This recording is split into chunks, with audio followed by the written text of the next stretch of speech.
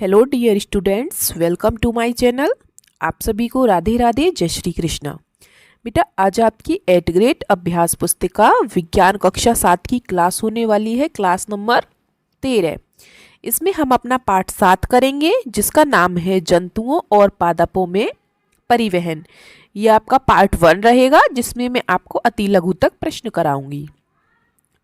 तो चलिए फटाफट से अपनी क्लास की तरफ पढ़ते हैं। सब बच्चे किताब पढ़ के आए होंगे, जैसा कि मैं आपसे कहती हूँ।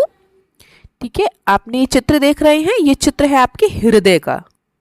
ठीक है, तो आपकी बुक में भी ये चित्र है, आप वहाँ से देख के इन्हें भरेंगे। ठीक है, स्वयं से, जिससे आपको पता चल सके कि कौन सी चीज़ क्या है। ठीक है, जैसे ये अलिंद है, ये निलय है, दयालिंद बाया निलय, और ये महाधमनी महासिरा, ये वाली महाधमनी, ये वाला महासिरा। ठीक है, इस तरीके से। तो ये आप स्वयं भरेंगे किताब में से देख के।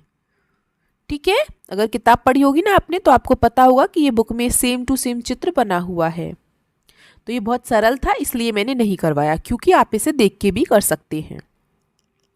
अब हम चलते हैं वस्तुनिष्ठ प्रश्न पर, अपने सही विकल्पों पर। पहला प्रश्न देखिए, निम्नलिखित में से कौन सा कथन पौधों में जाइलम की भूमिका का सबसे अच्छा वर्णन करता है। जाइलम बेटा क्या करता है? भोजन का परिवहन करता है। ठीक है, तो इसमें कहाँ है भोजन का परिवहन? ये नहीं है। पत्तियों तक खनिजों, ये भी नहीं। पत्तियों और पानी का परिवहन करता है। ठीक है, ये वाला विकल्प भी आपका सही है। जाइलम की भूमिका क्या है? जाइलम क्या करता है? जो जड़ों से पत्तियों तक पानी और खनिजों को पहुंचाता है। ठीक है, याद रखेंगे। जैसे ये पेड़ है, ये जड़ों से पत्तियों तक क्या पहुंचा रहा है? पानी और खनिज। वो क्या है? जाइलम, जो पहुंचाता है। दूसरा, रक्त में ऑक्सीजन का परिवहन मुख्य रूप से कैसे होता है? तो बेटा, जो रक्त में हमारे वो लाल रक्त कोशिकाएं होती हैं, हमारी सफ़ेद रक्त कोशिकाएं होती हैं, प्लाज्मा प्लेटलेट्स होती हैं। तो रक्त में सब कुछ होता है, लेकिन जो ऑक्सीजन का परिवहन, ऑक्सीजन कौन पहुंचाता है? लाल रक्त कोशिकाएं। ठीक है, तीसरा प्रश्न देखिए, पौधे और जंतुओं में परिवहन प्रणालियों के बीच क्या समानता मौजूद है? पौधे और जंतुओं में प्रणालियों के बीच क्या समानता है बेटा? कि वो दोनों ही वाहिकाओं पर निर्भर करते हैं। ठीक है, अगला देखिए, पौधों में जड़ों से पत्तियों तक पानी के परिवहन के लिए कौन सी प्रक्रिया उत्तरदायी है बेटा? केशिका क्रिया। पौधों में जड़ों से पत्तियों तक पानी के परिवहन की जो प्रक्रिया होती है, उसे हम क्या कहते हैं? केशिका क्रिया। ठीक है, जो जड़ों से पत्तियों तक पानी को पहुंचाती है, वो क्रिया कौन सी है? केशिका क्रिया। अगला प्रश्न देखिए, जैसा कि हम जानते हैं कि धमनी सदैव ऑक्सीजन समृद्ध रक्त का परिवहन करती है। हमारे हृदय में दो होती हैं, एक धमनी, एक शिरा। ठीक है, तो धमनी क्या करती है? ऑक्सीजन का परिवहन करती है, और शिरा क्या करती है? अशुद्ध रक्त को हृदय तक ले जाती है। हमारी धमनियों में शुद्ध रक्त बहता है और शिराओं में अशुद्ध रक्त बहता है। ठीक है, तो बताइए, फुफ्फुस धमनी के संबंध में निम्न में से कौन सा कथन सही है? तो देखो, एक धमनी है, एक शिरा है। धमनी में शुद्ध रक्त बह रहा है, शिरा में अशुद्ध रक्त बह रहा है। लेकिन इनके अलावा एक और होती हैं, फुफ्फुस। फुफ्फुस धमनी, फुफ्फुस शिरा। तो इसमें उल्टा होता है, फुफ्फुस धमनी में अशुद्ध रक्त और फुफ्फुस शिरा में शुद्ध रक्त। खाली धमनी है तो शुद्ध रक्त, और शिरा है तो अशुद्ध रक्त। लेकिन अगर फुफ्फुस धमनी है तो अशुद्ध रक्त हो गया, और फुफ्फुस शिरा है तो शुद्ध रक्त हो गया। तो फुफ्फुस धमनी के संबंध में पूछ रहा है, मतलब अशुद्ध रक्त, मतलब कार्बन डाइऑक्साइड।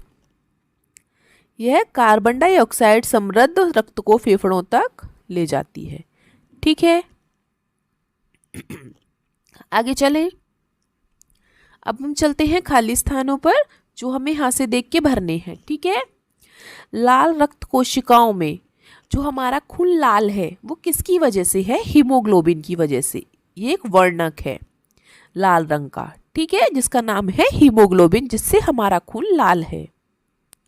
अगला देखिए, हृदय और रक्त वाहिनियां मिलकर बेटा क्या करती हैं, परिसंचरण तंत्र बनाती हैं। अगला देखिए, चिकित्सक अपने हृदय स्पंदन को सुनने के लिए किसका प्रयोग करता है, स्टेथोस्कोप का।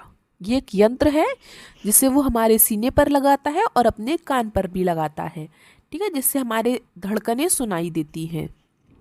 अगला देखिए, चोट लगने के बाद आप देखेंगे कुछ टाइम बाद खून का थक्का जम जाता है, मतलब खून निकलना बंद हो जाता है। तो वो किसके कारण होता है, पट्टिकाओं के कारण। ठीक है, आगे देखें, क्रिया पादप को ठंडा रखने में सहायक है। कौन सी क्रिया, वाष्पोत्सर्जन। ठीक है, हो गई खालिस्तान। किसी को कोई दिक्कत परेशानी अगर हो तो आप मुझसे कमेंट बॉक्स में पूछ सकते हैं। ठीक है, और कमेंट बॉक्स में मुझे अपना नाम ज़रूर लिख के दिखाएं कि आप हमारी वीडियो कहाँ से देख रहे हैं। अब हम चलते हैं अपने अति लघु प्रश्नों की तरफ। प्रश्न 2, रक्त किस प्रकार पाचन क्रिया में सहायक है। तो बेटा जब हमारा खाना पच जाता है ना, तो जो ब्लड होता है हमारा रक्त, वही उस पचे हुए खाने को हमारे शरीर के सभी भागों तक ले जाता है, जिससे हमें ऊर्जा मिलती है। ठीक है, तो रक्त पचे हुए पोषक तत्वों को अवशोषित करता है और उन्हें शरीर के विभिन्न भागों तक पहुंचाता है। इस प्रकार रक्त सहायता करता है हमारी पाचन क्रिया में। ठीक है, अगला प्रश्न देखिए, क्या कारण है कि शिराएं रक्त को केवल हृदय की ओर ही प्रभावित करती हैं, दूसरी ओर नहीं करती। क्योंकि बेटा शिराओं में क्या होते हैं, वाल्व होते हैं।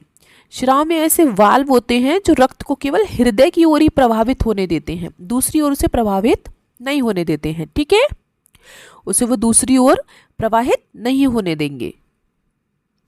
अगला प्रश्न देखिए, प्रश्न 4, मानव परिसंचरण तंत्र में धमनियों की संरचना शिराओं की संरचना से किस प्रकार भिन्न है। संरचना मतलब वो किस प्रकार की होती है। तो बेटा जो धमनी होती है ना हमारी, उनकी जो भित्तियां होती हैं मतलब दीवार, वो मोटी होती है, और जो शिराएं होती हैं उनकी जो दीवारें होती हैं वो पतली होती हैं। इनमें ये फर्क है। ठीक है, संरचना में मतलब उनकी बनावट में। अगर उसके अंदर का पूछता कि मतलब इनके कार्यों में क्या फ़र्क है, तो धमनियों में शुद्ध रक्त बहता है और शिराओं में अशुद्ध रक्त बहता है, बस। इसने संरचना के बारे में पूछा है, मतलब उनकी बनावट। तो धमनियों की भित्तियां मतलब दीवार मोटी तथा प्रत्यास्थ होती हैं, जबकि शिराओं की भित्तियां पतली होती हैं। अब हम चलते हैं अगले प्रश्न, प्रश्न 5 पर। जिस प्रकार मानव शरीर का हृदय 4 कक्षीय होता है। अच्छा, आपने हमारा हृदय देखा है, बंद मुट्ठी की तरह होता है कुछ। जैसे मान लो चलो हम ये दिल बना लेते हैं, आजकल बच्चे यही बनाते हैं। ठीक है, तो इसमें इस तरीके से हमारे हृदय में 4 कक्ष होते हैं, 1 2 3 4। ठीक है, ये 2 अलिंद हैं और 2 निलय हैं। ठीक है, एक बायां अलिंद, एक दायां अलिंद और बायां निलय दायां निलय, इस तरीके से। ठीक है, तो हमारे हृदय में 4 कक्ष होते हैं। चलिए अब मैं बताती हूँ आपको ये क्या कह रहा है। क्या उसी के समान सभी जंतुओं का हृदय होता है? नहीं, सभी का हृदय एक जैसा नहीं होता है। पशुओं का हृदय अलग होता है किसी किसी का। यदि नहीं तो मानव से भिन्न हृदय वाले किन्हीं 4 जंतुओं के नाम लिखिए। मछली, जो मछली का हृदय है बेटा, उसमें सिर्फ दो कक्ष होते हैं, एक इधर और एक इधर। ठीक है, तो मैं लिख दिया मछली। फिर एक है मेढक, सांप, छिपकली। ये 3 जानवर ऐसे होते हैं जिनका 3 कक्षीय हृदय होता है, इस तरीके से 1 2 3 आप ऐसे मान सकते हैं। ठीक है, इन्हें हम चैम्बर बोलते हैं, कक्ष। ठीक है, तो याद रखेंगे मानव शरीर में 4 कक्ष होते हैं, मछली में 2 कक्ष होते हैं और मेढक, सांप, छिपकली में 3 कक्षीय हृदय होता है। ऐसा नहीं है कि जानवरों में 4 कक्षीय हृदय नहीं होता है। मगरमच्छ में 4 कक्षीय हृदय होता है। ठीक है, लेकिन इसने वो बोला है कि जिनमें 4 कक्षीय हृदय नहीं है वो लिखने हैं। ठीक है, तो हो गए 4 जंतुओं के नाम लिख दिए। अब हम आगे चलें। चलिए अब हम चलते हैं प्रश्न 6 पर। बूझों ने देखा कि गर्मियों के दिनों में प्राय पसीने के कारण कपड़ों में सफ़ेद धब्बे दिखाई देते हैं, क्यों? तो बेटा आपने सुना होगा, जैसे पसीना कहता है ना कोई, कि पसीने में नमक होता है। ठीक है। जो हमारा पसीना होता है ना, उसमें क्या होता है, नमक मतलब लवण, और पानी होता है जल, H2O, जल प्लस लवण। हमारे पसीने में ये दोनों चीज़ें होती हैं, जो क्या करती हैं, जब एक साथ मिलती हैं ये, तो हमारे जो कपड़े होते हैं ना, उसके बाद ये पानी तो सूख जाता है। जब जैसे आप कूलर में बैठ गए, ठीक है, आपको गर्मी लग रही है, पसीना आ गया, आप कूलर में बैठ गए, तो ये जो जल होता है वो तो सूख गया, लेकिन ये जो लवण होता है, नमक, उसके निशान रह जाते हैं हमारे कपड़ों पर। ठीक है, तो बस इसमें यही है कि क्योंकि हमारे पसीने में जल और लवण होते हैं, इसलिए सफ़ेद धब्बे दिखाई देते हैं, ठीक है, कपड़ों पर। आ गया समझ में? तो आपके अति लघु तक सारे प्रश्न हो चुके हैं। आपको वीडियो कैसी लगी मुझे कमेंट बॉक्स में ज़रूर बताएं, और बेटा जाने से पहले एक बार हाइप ज़रूर कर दें, और वीडियो अच्छी लगी हो तो प्लीज़ उसको लाइक शेयर सब्सक्राइब ज़रूर कर दें। मिलते हैं हम आपसे अगली क्लास में, तब तक के लिए आपका दिन शुभ हो। Have a nice day and thank you.